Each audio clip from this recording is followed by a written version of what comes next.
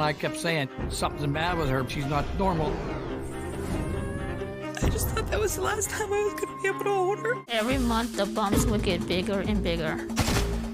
I just didn't know what to say, didn't know what to do. Next, two medical mysteries that defied the experts. Since the day she was born, Hannah Hannum has endured a bizarre constellation of symptoms that no doctor can explain. And it isn't long before her mother is forced to face a terrifying reality. She just collapsed completely over. I was so numb and scared. I felt like I died. Just after Tina Ankar celebrates her 16th birthday, bizarre bumps begin forming on her heels. Little does she know that over the next 10 years, her body will transform in ways she could never have imagined. It wasn't normal to see the different bumps on her body. It blew my mind, really. I was very worried. My worst fear was dying.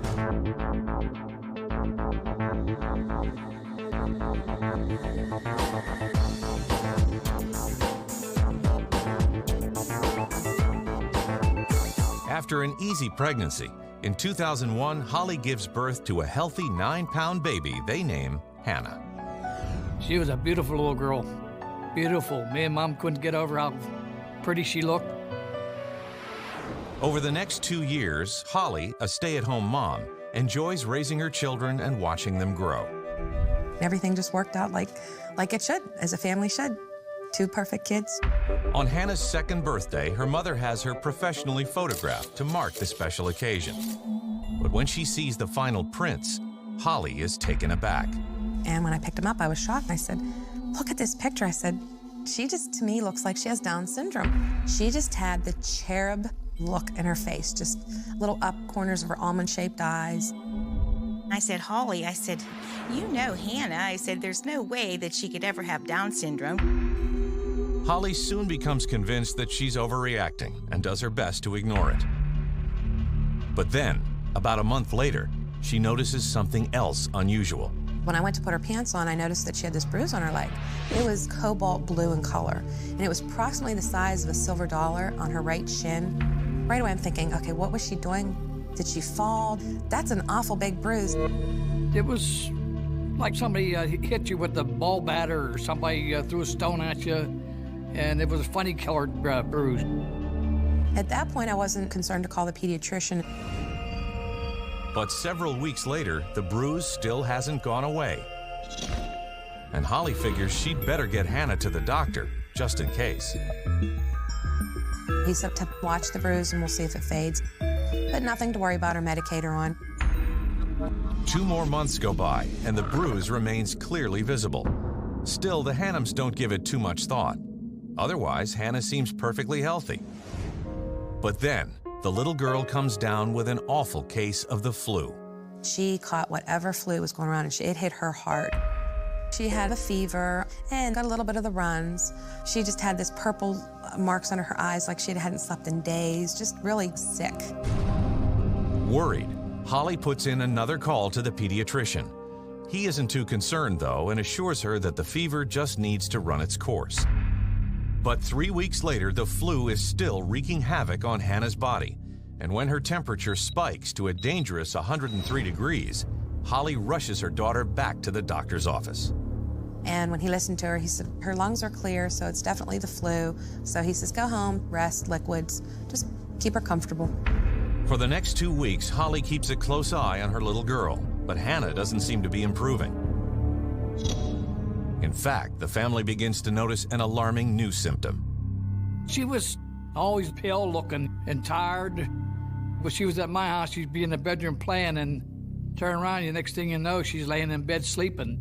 I kept saying, something's the matter with her because she's not normal. She was still pretty lethargic and sleeping, and underneath her eyes, they were just purple, just like she had bags. And I knew she slept, so it wasn't like she wasn't in lack of sleep. Over the next week, Hannah begins sleeping more than 17 hours a day. She also develops a runny nose and brutal cough. The seasoned mother now knows that something is very wrong and takes her daughter in to see the pediatrician yet again. He looked at her and he says, oh, I think we're going to put her on an antibiotic at this point. She has a little bit of a sinus infection building up. After a couple days with the antibiotics, she seemed to perk up. But Hannah's rebound is short-lived.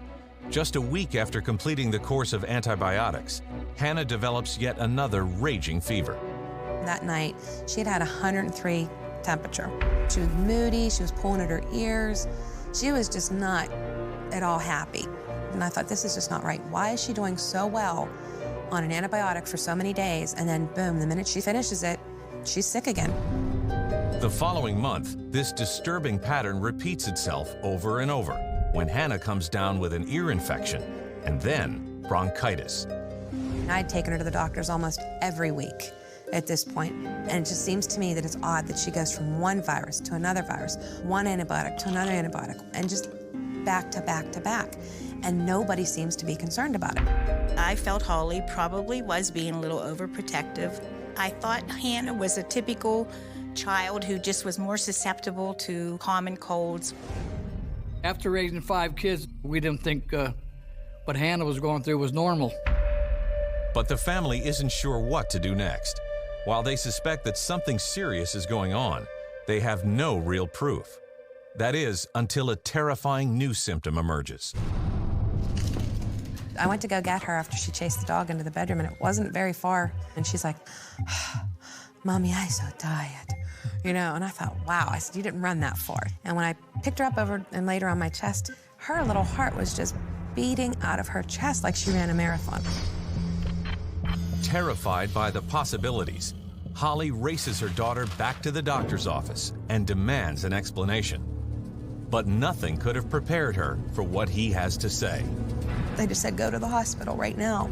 I'm thinking, they know something and they're not telling me. Panicked, Holly hightails it to the nearest hospital. Pulled in the parking lot in the hospital. I got her unstrapped. I set her down beside the car, and I reached in to grab my purse, and she just collapsed. Life is good for Tina until she enters middle school and begins having problems with her schoolwork. It was very hard. I couldn't even see the writings on the board. I always had trouble understanding things, and I told my mom, let's go to the doctor. We had gone to the eye doctor, check her eyes.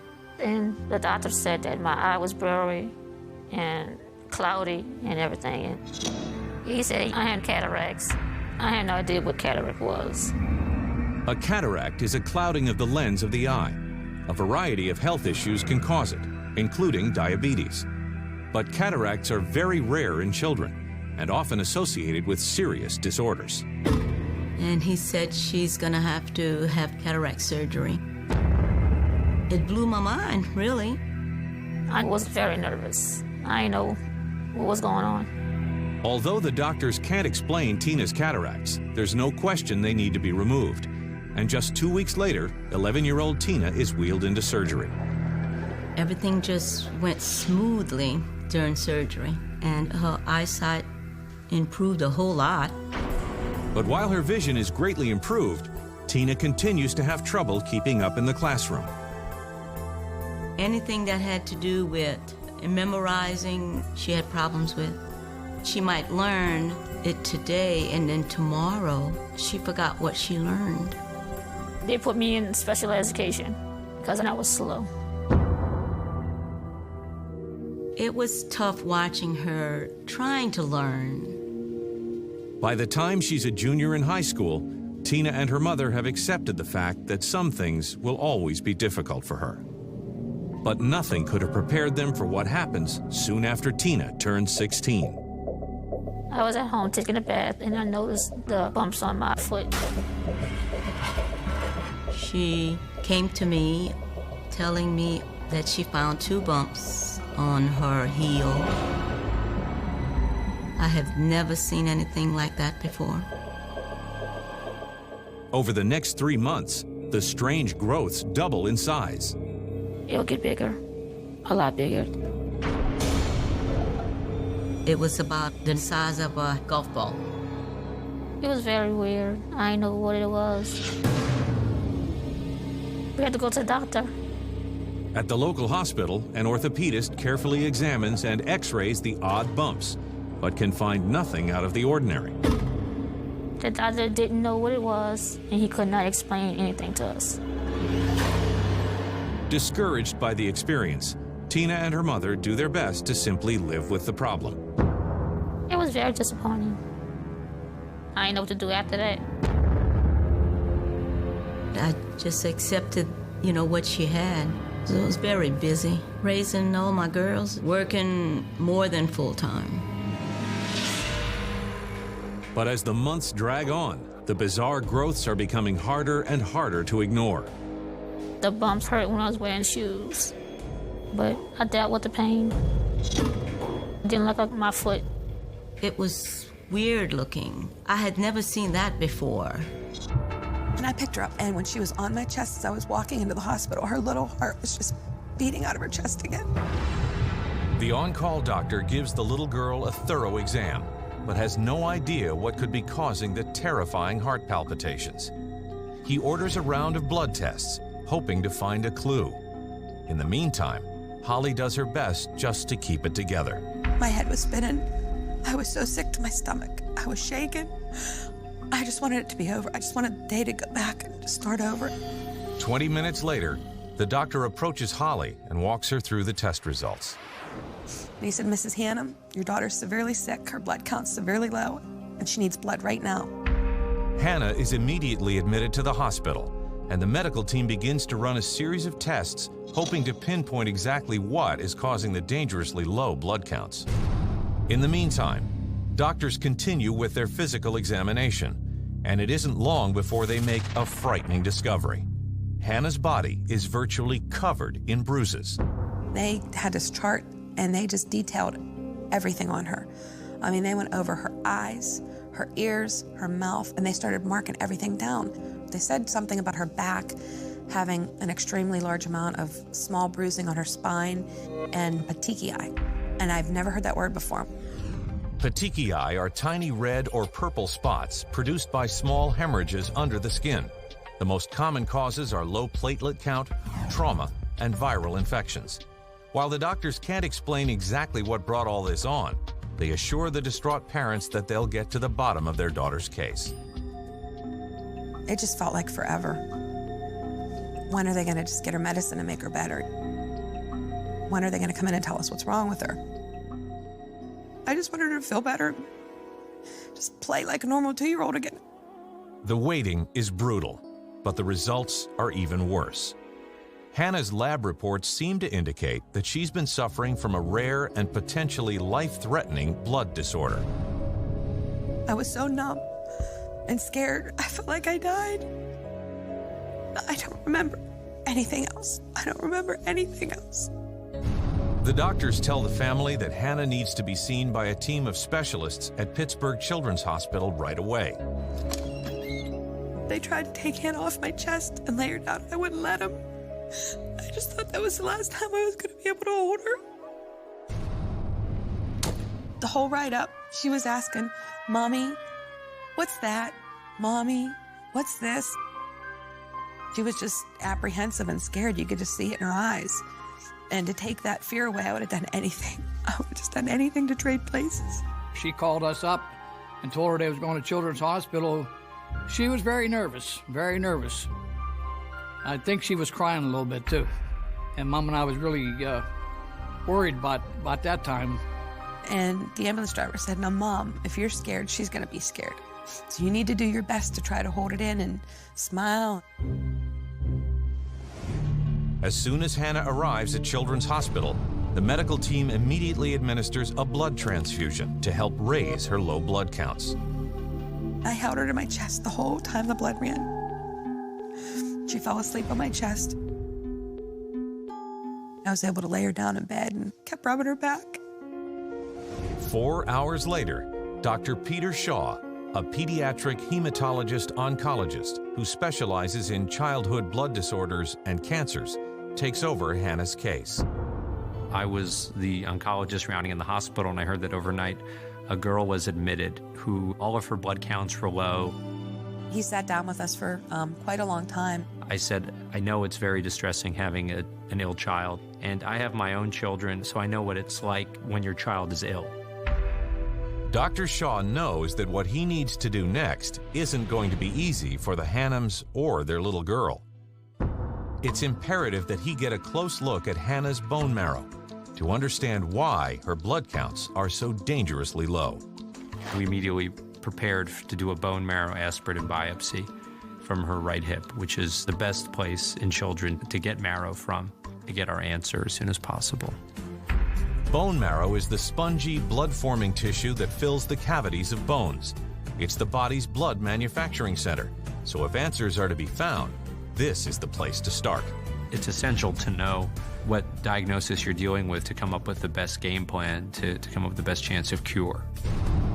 The biopsy will enable Dr. Shaw to take a much closer look at Hannah's red blood cells, white blood cells, and platelets. But for a 2-year-old girl, the procedure can be terrifying. In pediatric oncology, we almost always sedate because it is painful. We usually put the children either on their belly or on their left side, numb the area a little bit with some lidocaine, and then use a special bone marrow aspiration needle to go right into the skin and the fat and then into the bone.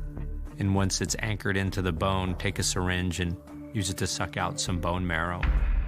Dr. Shaw sends the sample off to be tested. Now, all the Hannums can do is wait. But with Hannah's health and possibly life on the line, the anticipation is almost too much to bear. It just felt like forever. You knew there was treatments out there for her, so give her something and let's get her home. It was like a nightmare. 16-year-old Tina Ankar has developed mysterious fleshy bumps on both her heels. And they're rapidly growing out of control. I felt different because I had something on my body that it did not go away. I couldn't change in front of people in the gym. She came to me and complained, "Mom, why do I have it?" And all I can do is comfort her. Then, to Tina's horror, a third growth slowly begins to surface on her left elbow. They were a little different. The one on the elbow was soft, and on the heel, it was hard. I had to always wear like a long sleeve shirt or something to cover it up. But despite her social and academic challenges, Tina is determined to graduate. And in June of 1994, she proudly accepts her diploma. After high school, I wanted to work. I had a job bagging groceries. She did a little cashiering. That didn't work out too good. Tina had difficulty handling money, giving out change. But Tina sticks it out, and over the next few months saves enough money to visit a specialist.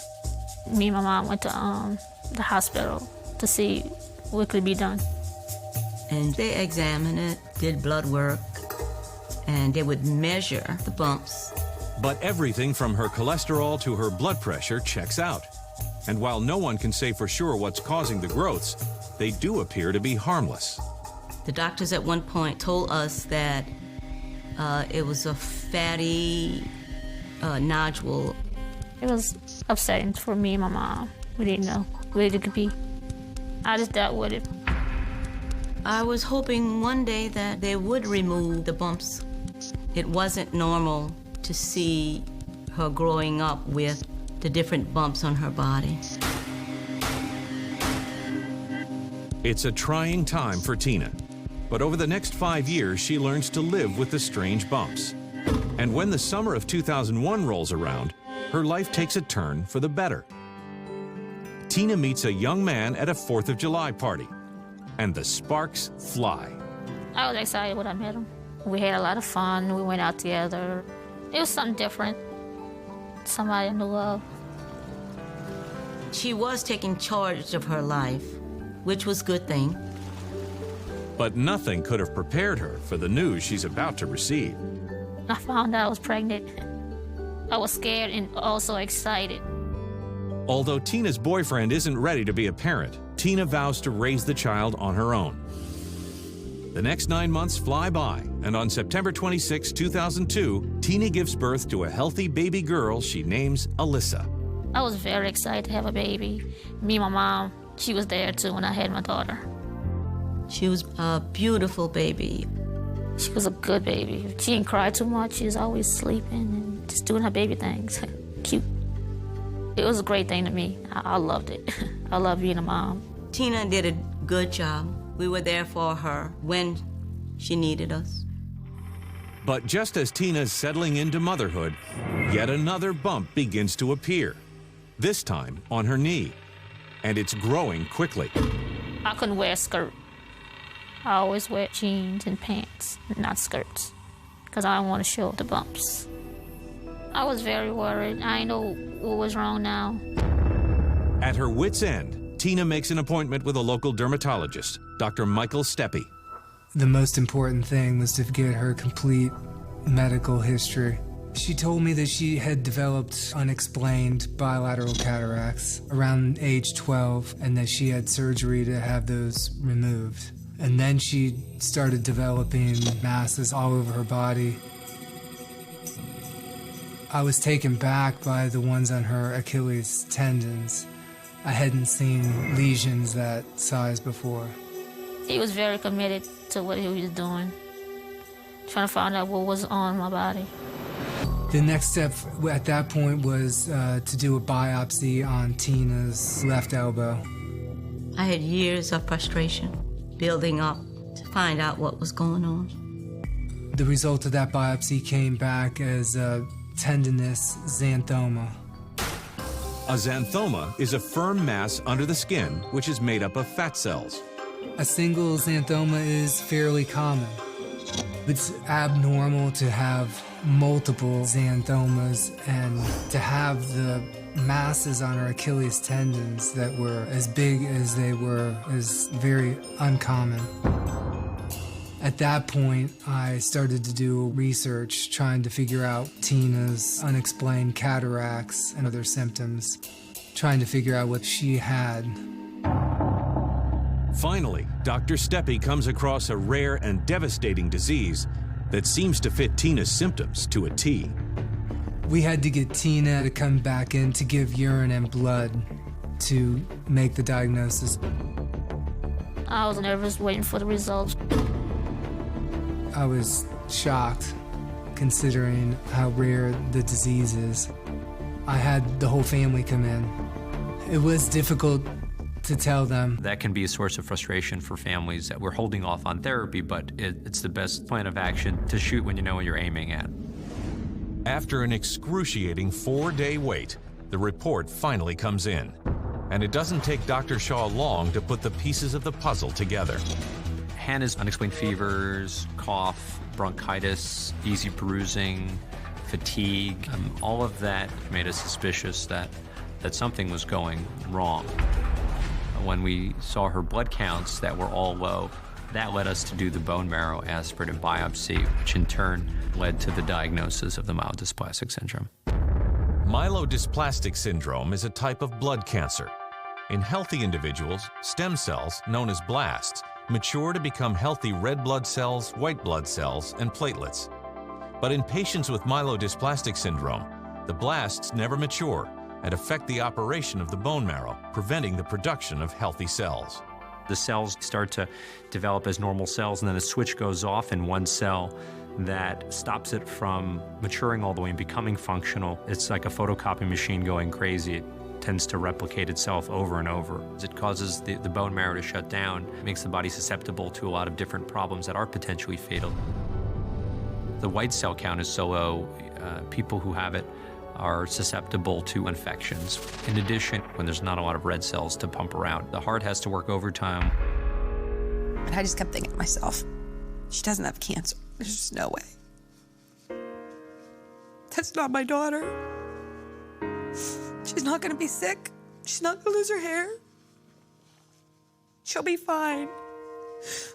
Thinking back now, but that time she told us back then, I was really worried. I was devastated because we knew Hannah since she was born, and she was such a sweet, bubbly child. And when they told us that, we were totally devastated. The Hannums are completely overwhelmed. And since time is of the essence, it raises the question as to why it took doctors so long to arrive at a correct diagnosis. Many children have flu-like symptoms, and many children have bruising. So a lot of children go on for several weeks not being diagnosed. If you have a combination of bruising, frequent infections, unexplained high fevers for a prolonged period of time, then that merits further investigation. Myelodysplastic syndrome is very rare in children. It's much more commonly seen in the adult population. And most of what we know about myelodysplastic syndrome, diagnosis and early treatment data all comes from diagnosing and treating adults. All of this also makes it difficult to determine a precise treatment plan for Hannah. But one thing is clear, the clock is ticking. So Dr. Shaw goes with the one option he believes stands the best chance of working: chemotherapy. By 6 o'clock that evening, the first bag of chemotherapy was hung. We call it intensive timed chemotherapy because we give 4 days of very intense chemotherapy and then a week off. It can make children very sick for weeks, and they're at highest risk for dying during that time. The next few days are almost unbearable for the Hannums as they wait to see how their little girl's fragile body takes to the chemo. I thought as soon as she was attached to the IV, she was going to start getting sick. And thankfully that didn't happen. She really didn't seem to know that she was supposed to be sick. She's really tolerated better than any child I've ever seen. But despite her uncanny ability to weather the therapy, Hannah can't avoid the most common side effect. I lost my hair and I was bald like my daddy. Still, the little girl takes the grueling treatments in stride. And 1 week later, she seems to be beating the odds. Initial blood results were in and they were looking good and she was feeling well and she was handling it. You know, amazing was the word. She was just a trooper. I remember that there was a playroom. It had lots of toys and it had a TV and some dolls. As Hannah's first round of chemotherapy comes to an end, Dr. Shaw orders another bone marrow biopsy to determine how well treatment is working. But when the results come in, Dr. Shaw finds himself face to face with a startling revelation, and one that will soon send the entire Hannum family reeling. But now, one doctor thinks he knows what's causing them. I was very anxious to find out the results of their tests. Tina was diagnosed with CTX, or cerebrotendinous xanthomatosis. CTX, or cerebrotendinous xanthomatosis, is an extremely rare disease in which the body fails to process cholesterol properly. In a healthy individual, cholesterol aids in digestion by helping to create bile acids. In addition, it helps maintain cell membranes throughout the body. But in patients like Tina, the essential enzyme needed to break down cholesterol is missing. So, for some unknown reason, the cholesterol turns into a dangerous substance called cholestanol and abnormal acids, both of which can wreak havoc on the body and attack the brain. She's missing the enzyme in the liver that converts cholesterol into the proper acids. The body tries to break down cholesterol, but it gets converted to cholestanol and abnormal acids. And then the body cannot break down cholestanol. I was paused. I didn't know what it was. It was something I never heard of before. And me and my mom didn't know what to think. In patients with CTX, the blood-brain barrier is damaged. This allows these abnormal bile acids and abnormal cholestanol into the brain. Essentially, over the years, the cholestanol has been building up in Tina's brain, interfering with neurological activity and impairing her mental capabilities across the board. Tina struggled in school because of the cholestanol. Disrupts the entire metabolism of the brain. The cataracts that Tina had removed when she was 11 years old were another early sign of the disease. This is unknown, unexplained, but my theory is that the cholestanol cannot come out of the lens of the eye as easy as the other tissues of the body. The cholestanol is also responsible, in fact, is the main ingredient in the bumps that have developed all over Tina's body. When cholestanol goes into the tendons and the joints, it cannot come back out. And so it builds up in these areas where you can actually see it. It's completely disfiguring. Once I look back at all of it, it just all made sense. It all comes together like a puzzle. And it's just frightening. Even more sobering is how lucky Tina is to have secured a diagnosis when she did. If Tina had not been diagnosed with CTX, she would have continued to deteriorate neurologically.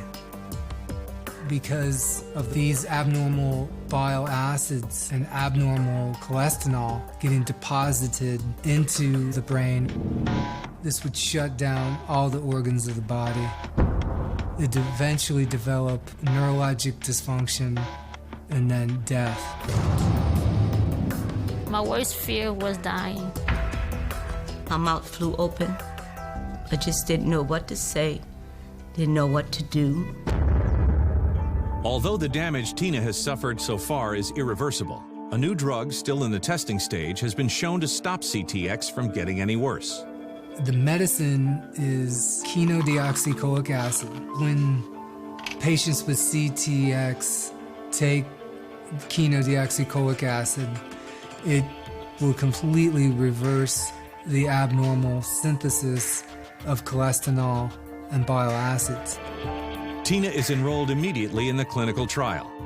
While Dr. Steppe is hopeful that the medication will help, he's also concerned about Tina's 2-year-old daughter, Alyssa, who may be at risk of suffering imminent brain damage. CTX is a genetic condition.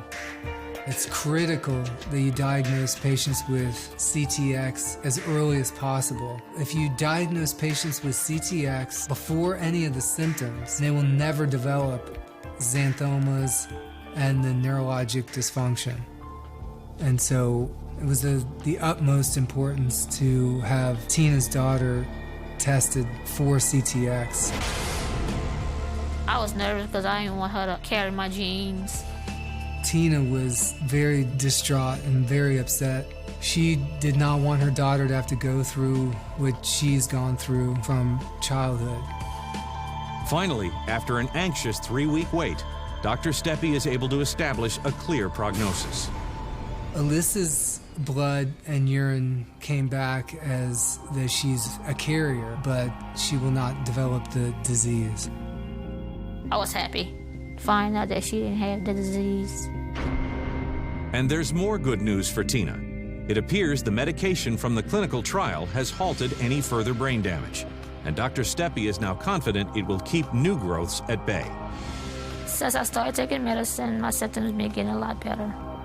Tina just needs to continue to come in for her regular checkups to be evaluated for her neurologic status and to stay on the medicine. I had to take medicine for the rest of my life. After years of struggling to live with the disease, it's a great relief to finally have it under control. But now the family can't help but wonder why it took so long to get a solid diagnosis. CTX is difficult to diagnose because when doctors test the laboratory and chemistry of the body, they check for the regular cholesterol and they miss the abnormal cholesterol. And that's why doctors miss this diagnosis. We saw that 10% of her cells had an extra chromosome 21, which is what you see in mosaic Down syndrome. Mosaic Down syndrome is a genetic disorder where individuals have a mix of normal cells and mutated cells that contain an extra chromosome 21, characteristic of Down syndrome. However, patients with the disorder don't normally exhibit the same physical symptoms or developmental delays as patients with classical Down syndrome. He was asking me a few questions about her, and I mentioned that when we had her pictures when she was 2 years old, she looked like she had Down syndrome. And he says, "Do you happen to have that picture?" And then I gave it to him. The more we looked at her, the more we examined her closely, and we saw that she did have the palpebral fissures, the creases in her eyes, which are seen in kids with Down syndrome. I was completely shocked.